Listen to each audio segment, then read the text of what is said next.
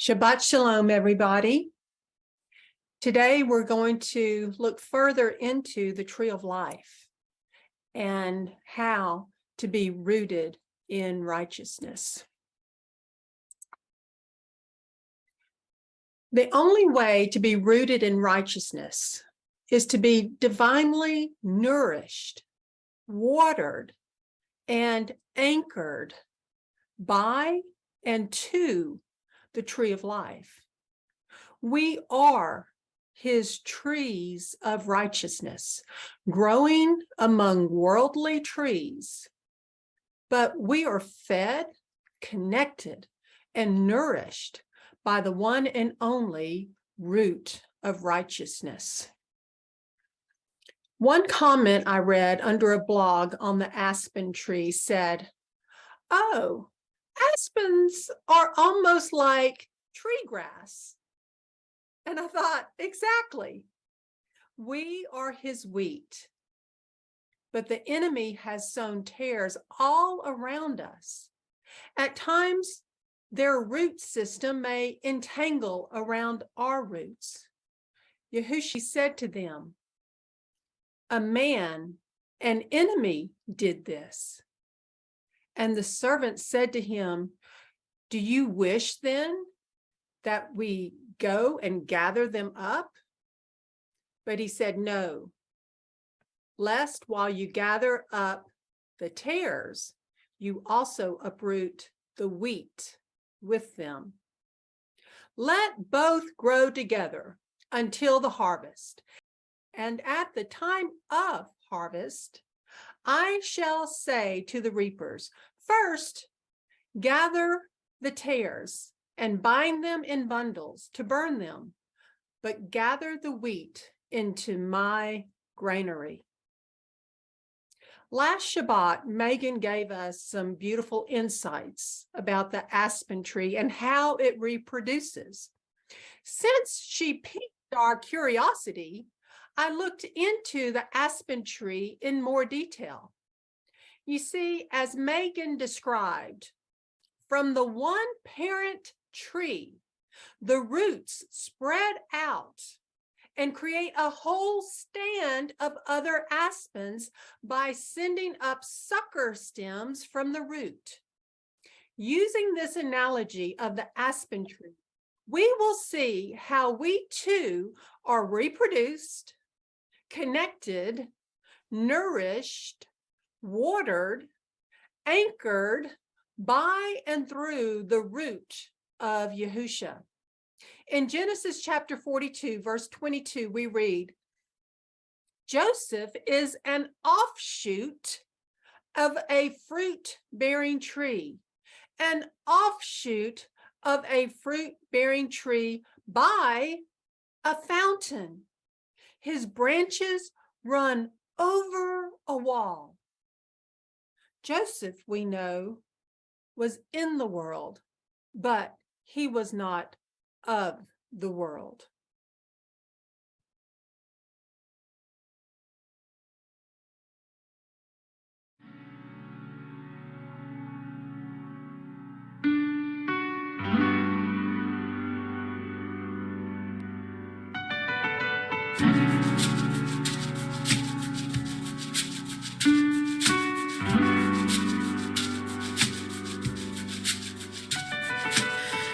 Wish I knew what I know now.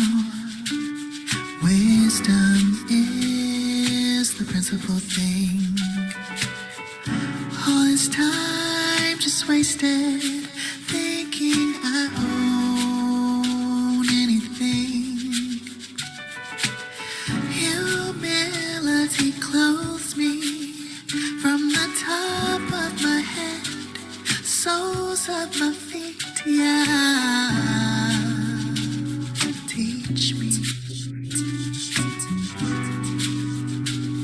teach me, show me the way. I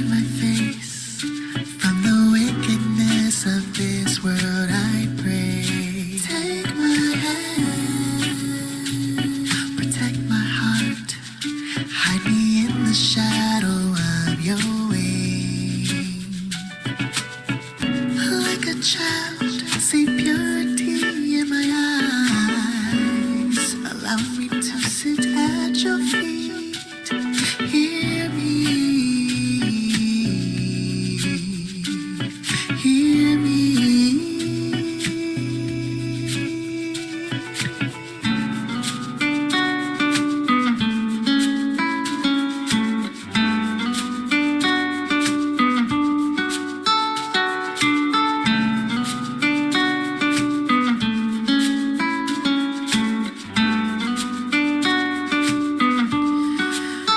Show me your ways, teach me your paths. I'm yielding to your will. Your loving commitment will endow me, surround me in my coming and my going. Cleanse me, purge me. I want to be white as snow, so I may testify of your love to those in search of you. Show me the way. You desire truth, the inward parts you make me know you. Take my hand, casting all my cares. Refresh me with the waters of life. Like a child crying softly, forgive me. Allow me to approach your throne. Know me, yeah. Know me.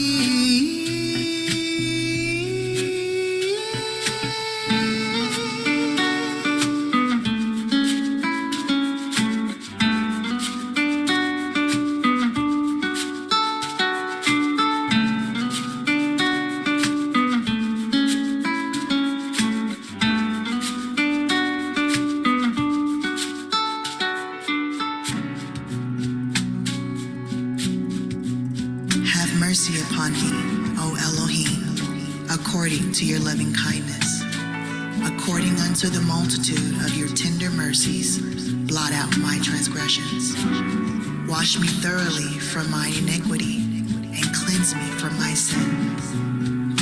For I acknowledge my transgressions, and my sin is ever before me. Against you, you only, have I sinned, and done this evil in your sight, that you might be justified when you speak, and be clear when you judge. Behold, I was shapen in iniquity, and in sin did my mother conceive me. Behold, you desire truth in the inward parts, and in the hidden part you shall make me to know wisdom. Purge me with hyssop, and I shall be clean. Wash me, and I shall be whiter than snow. Make me to hear joy and gladness, that the bones which you have broken may rejoice. Hide your face from my sins, and blot out all mine iniquities. Create in me a clean heart, O Elohim, and renew a right spirit within me. Cast me not away from your presence, and take not your Holy Spirit from me. Restore unto me the joy of your salvation, and uphold me with your free spirit. Then will I teach transgressors your ways, and sinners shall be converted unto you. Deliver me from blood guiltiness, O Elohim, the Elohim of my salvation, and my tongue shall sing aloud of your righteousness. O Yahuwah, open up my lips, and my mouth shall show forth your praise. For you desire not sacrifice, else I would give it. You delight not in burnt offering. The sacrifices of Elohim are a broken spirit, a broken and a contrite heart. O Elohim, you will not despise. Do good in your good pleasure unto Zion. Build you the walls of Jerusalem. Shall you be pleased with the sacrifices of righteousness, with burnt offering and whole burnt offering? Then shall they offer bullocks upon thine altar.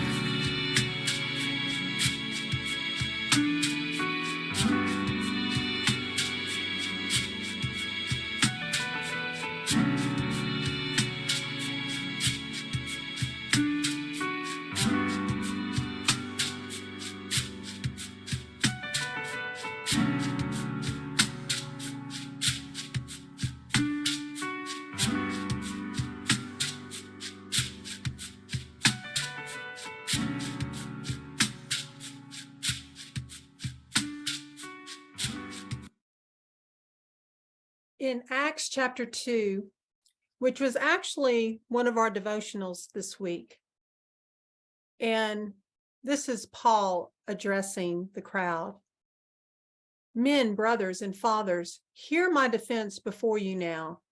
And when they heard that he spoke to them in the Hebrew language, they kept greater silence. And he said, I am indeed a Yehudi.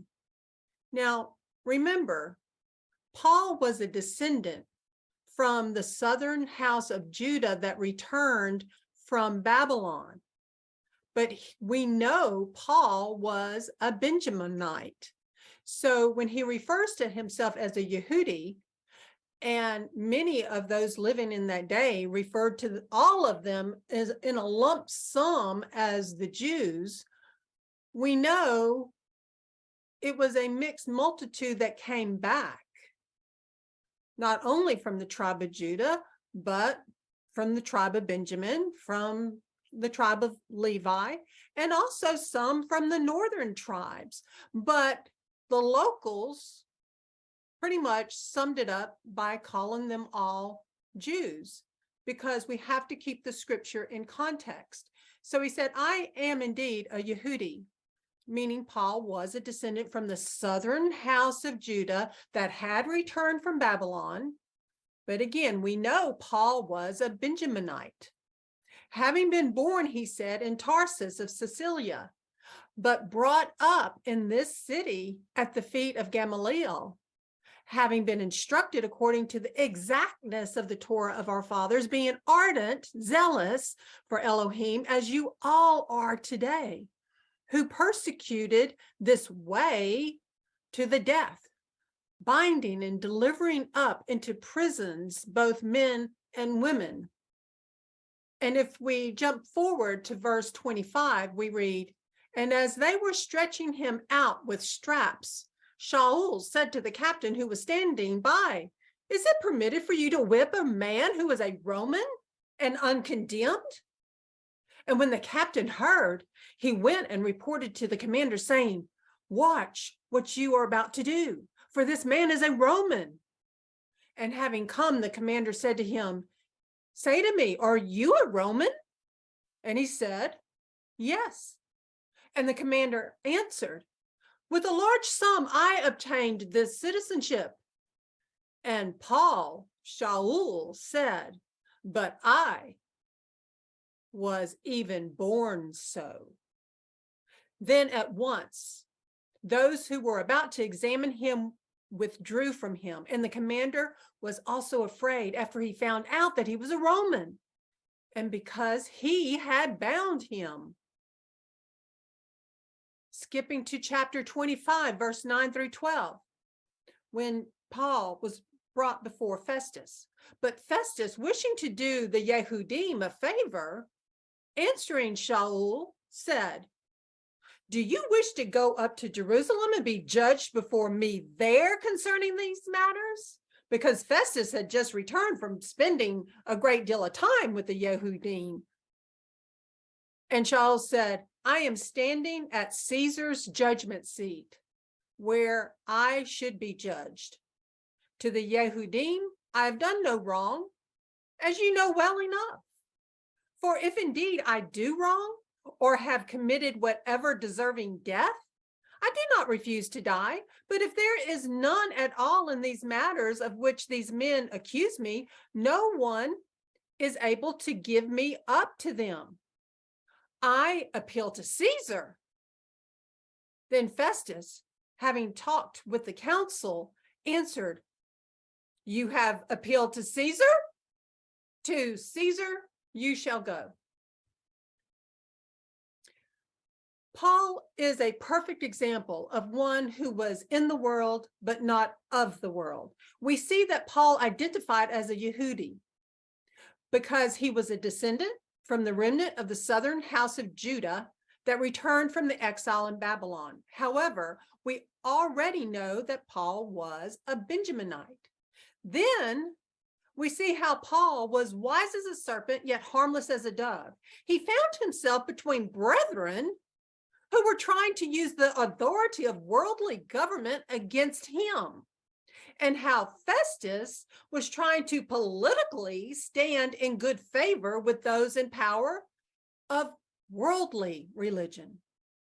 With rhetorical, powerful threats from Festus, Paul had no other option but to once again use his trump card as being a Roman. And not only being a Roman, but being born one. Paul was connected to the tree of life at this time in Scripture, yet entangled by the tree of the knowledge of good and evil. Lawlessness abounded then as it does now.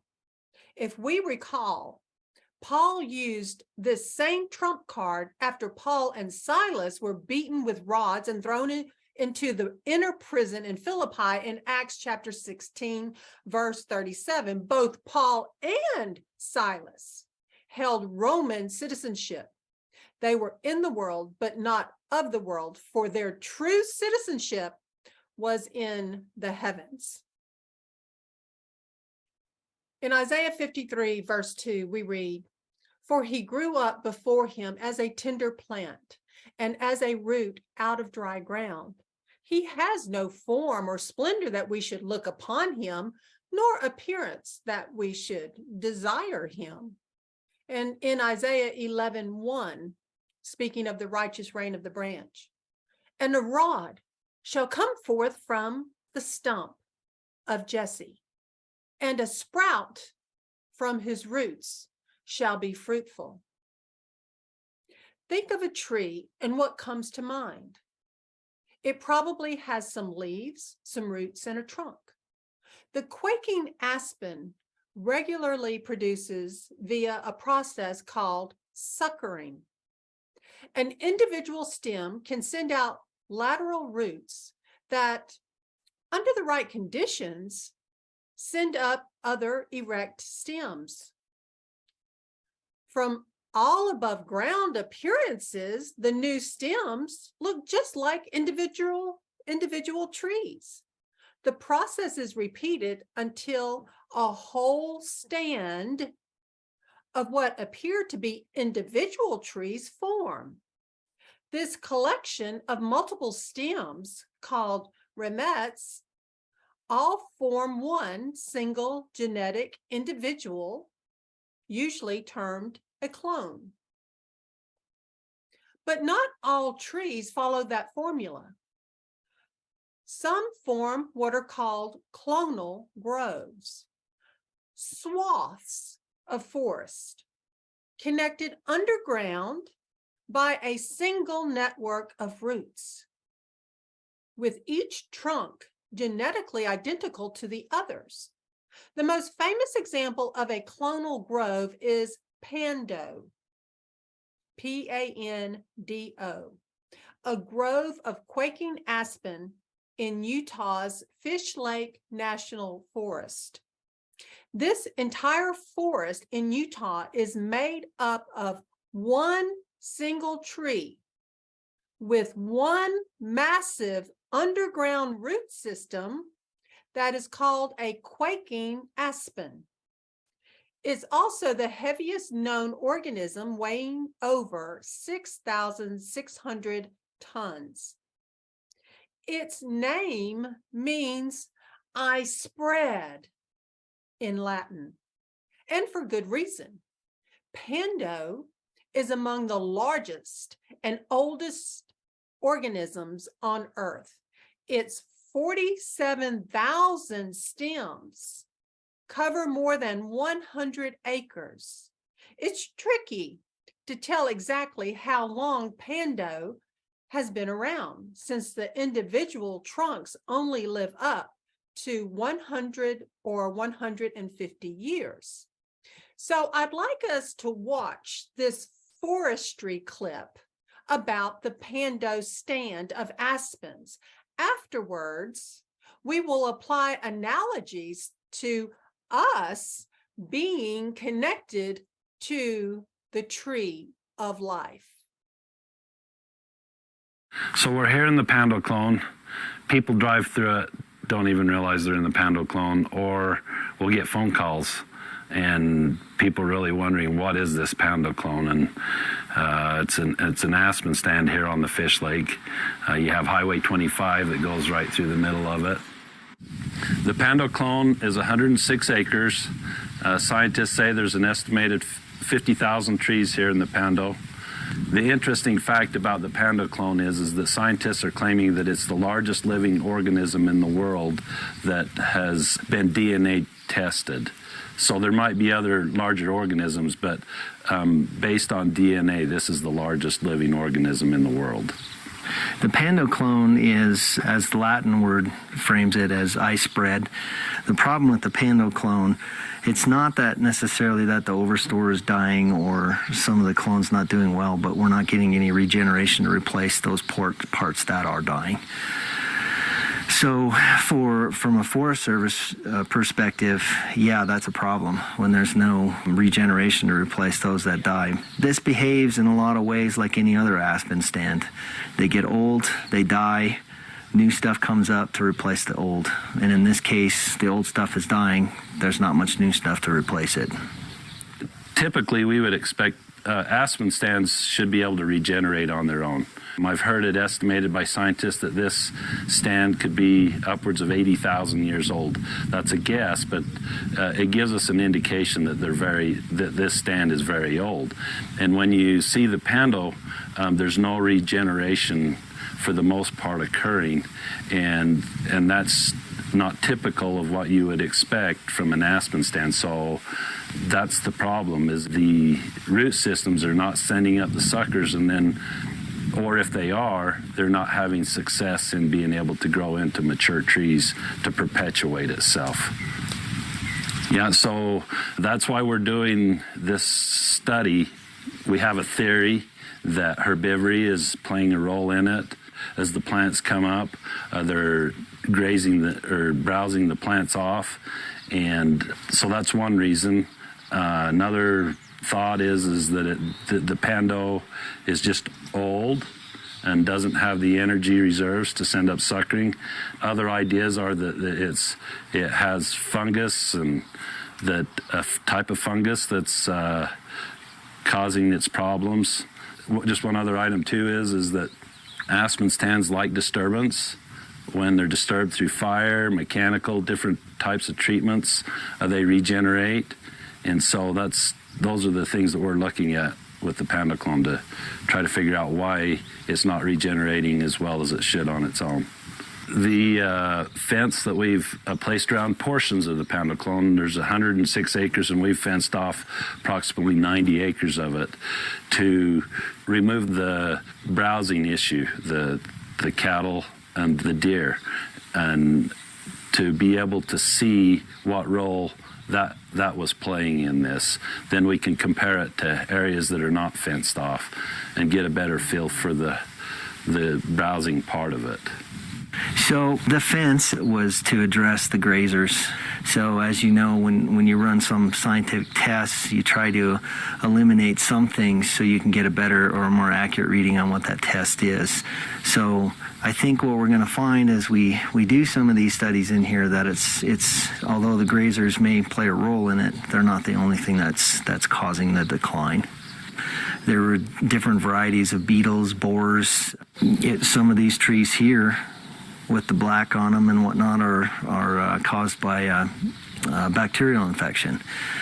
When we had our insect and disease specialist here, she suspects this is what's called shepherd's crook. It's caused by a fungus that's affecting the regeneration, or at least the top leader. Top leader would be something like this. This is your top leader. So it affects it, comes down to about this point here on the tree, causes the top to bend over like this, called a shepherd's crook. So some of that is going on in here, not affecting all of the regeneration, but some. So there's a prescribed burn, removal of a juniper, which the suspicion there is that the common juniper that you're seeing here competes with and or can outcompete regeneration. And then the third one was selective cutting to remove some of the overstory to promote suckering. So those are the three things that we're trying right now, and we'll see how that shakes out. This is likely a regeneration response from the burn that was done in the spring of the year. Like all aspen stands, they function as clones. So they reproduce by suckering. So the root system under the ground is all one family, or they all are of the same DNA makeup. And so that's how all aspen stands are. A clone all looks the same, basically. They, when they leaf out in the spring, they do it at the same time, and as you look across the landscape, you'll see one clone leaving, another clone next to it not leaving. In the fall, when they change colors, the clone will typically look the same and then be different than another clone right next to it. So you can, just by looking at a clone, kind of begin to say, you know, that's an aspen clone in itself. Certainly aspen is an important plant community and species that we have on the Fish Lake and on most of our forests. We look at the aspen as a keystone species for what they provide, you know, on the landscape. Aspen, they're highly productive areas. They have high diversity in plant and animal life. They're important to our watersheds. And so as managers and as scientists, we want to understand how aspen function so that we can make good decisions in the way that we preserve and utilize our aspen stands. And because Pando was assigned a name and people have taken interest, we decided on the Fish Lake that it was important that we preserve the Pando clone and try to better understand how it functions and also to understand the problems that the Pando is having. I think that that's a role that we have as land managers, to be mindful of the uniqueness of this area and to try to sustain it. The goal, obviously, is to maintain the Pando cone. And from my perspective, that's always meant not just maintaining it for us here, but our kids and their kids, because the mission of the Forest Service is to maintain these types of things as well as the rest of the forest for future generations, not just for ourselves. So that's my hope and goal. We'll see if we're successful.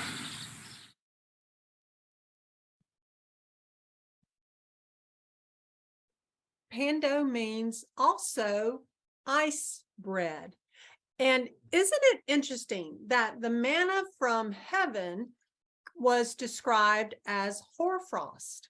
In Exodus chapter 16, verse 14, and the layer of dew went up, and see, on the surface of the wilderness was a small round substance as fine as frost on the ground.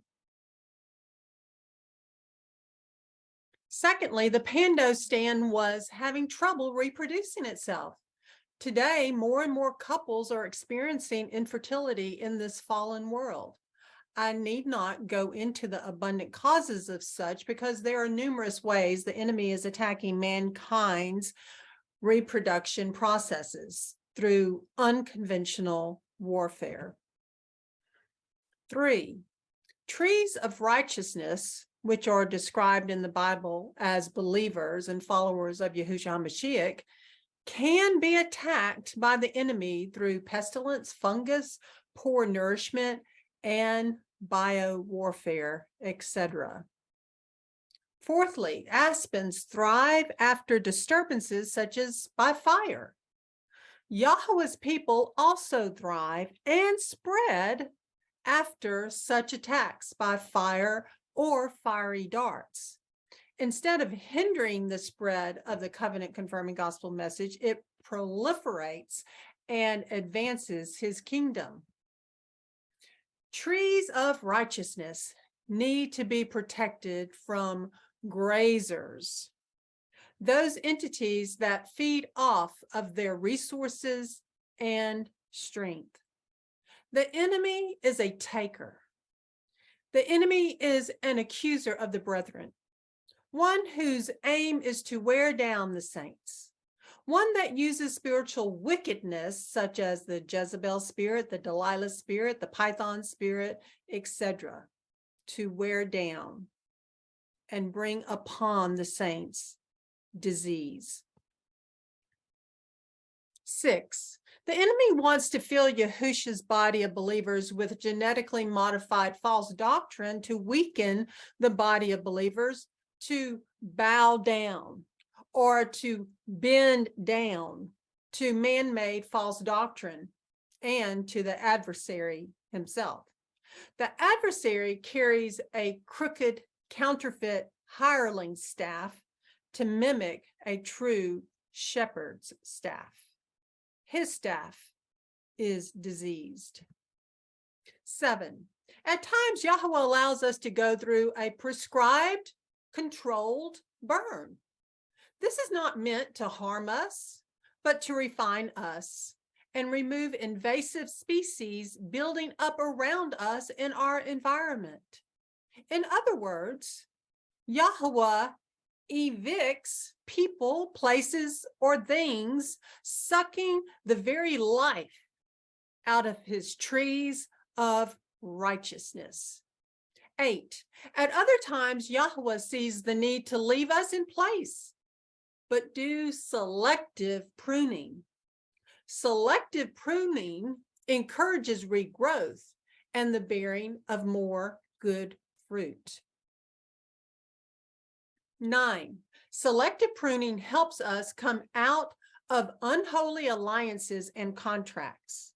This process is dependent on the special needs of each tree. That's very important. Over pruning, under pruning, or pruning at the wrong time or season could harm his trees.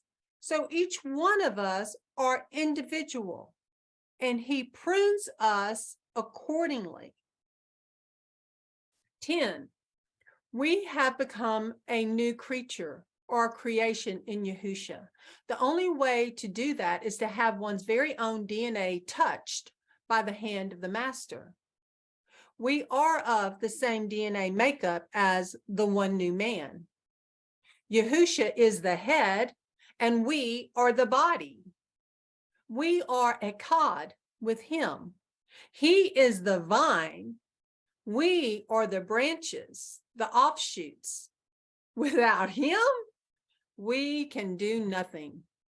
11, the growth of the root vine brings forth echad tree sprouts. The stand of righteous trees follow the process shared last Shabbat by Torah to the Tribes with Matthew Nolan discussing Isaiah chapter 4. Matthew used pro tip to help us remember. The pre consists of, first and foremost, fertile, holy ground where the sucker plants itself. Then it shoots forth and grows. The pro equals the protection offered by the parent tree. The tip provides strength in numbers and also, and very importantly, secures provisions for the next generation. 12, the parent Aspen was described as the keystone, and Yahusha is described as the chief cornerstone that provides his trees of righteousness security, stability, strength, coverage, protection, and he himself records our names as citizens of heaven, having been born there by being born anew. 13, his trees of righteousness play a role in his redemptive process by propagating more shoots of righteousness, not only by redeeming others by sharing the covenant confirming gospel message ratified by his precious blood, but we also take part in the redemption of his creation and in his redemption of the land. The high priestly prayer in John 17, we read, Yahusha said these words and lifted up his eyes to the heaven and said, Father, the hour has come. Esteem your son so that your son also might esteem you, as you have given him authority over all flesh, that he should give everlasting life to all whom you have given him. And this is everlasting life, that they should know you. That kind of know is to intimately know him, the only true Elohim, and Yahusha Messiah, whom you have sent. Going to verse 8. Because the words which you gave to me, I have given to them, and they have received them, and have truly known that I came forth from you, and they believed that you sent me. I pray for them. I do not pray for the world, but for those whom you have given me, for they are yours, and all mine are yours, and yours are mine. And I have been esteemed, glorified in them. And I am no more in the world, but these are in the world. And I come to you. Set apart, Father, guard them in your name, which you have given me, so that they might be one as we are. Verse 13. And now I come to you, and I speak these words in the world, so that they have my joy completed in them. I have given them your word, and the world hated them, because they are not of the world, as I am not of the world. I do not pray that you should take them out of the world, but that you keep them from the wicked one. They are not of the world, as I am not of the world.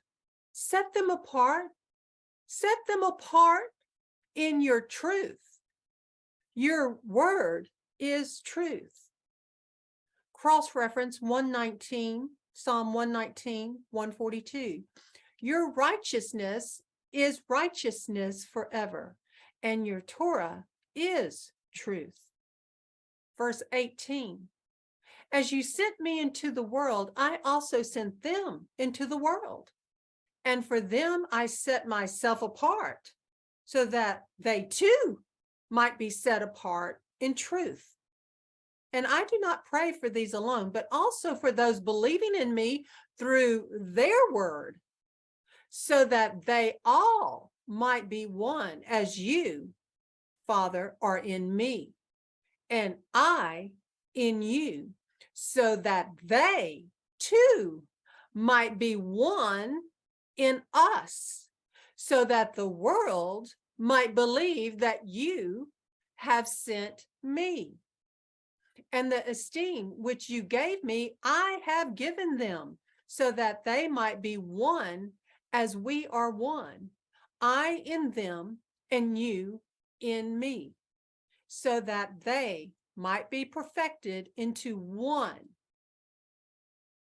so that the world knows that you have sent me and have loved them as you have loved me. In John chapter 10, verse 27, my sheep hear my voice, and I know them, and they follow me, and I give them everlasting life, and they shall by no means ever perish, and no one shall snatch them out of my hand. My Father, who has given them to me, is greater than all, and no one is able to snatch them out of my Father's hand. I and my Father are one, and that means they are echad. Now, in order not to be snatched out of his Father's hand, he truly has to know us as his sheep. It's not a superficial knowing. It's a very intimate knowing, because Yahusha also told us in Revelation that those that are lukewarm, he will spew out of his mouth. In Ecclesiastes chapter 4, 9 through 12, two are better than one, because they have a good reward for their labor. For if they fall, one lifts his companion up. But woe to him who is alone when he falls, for he has no one to help him up. Also, if two lie down together, they keep warm. But how does one keep warm by himself?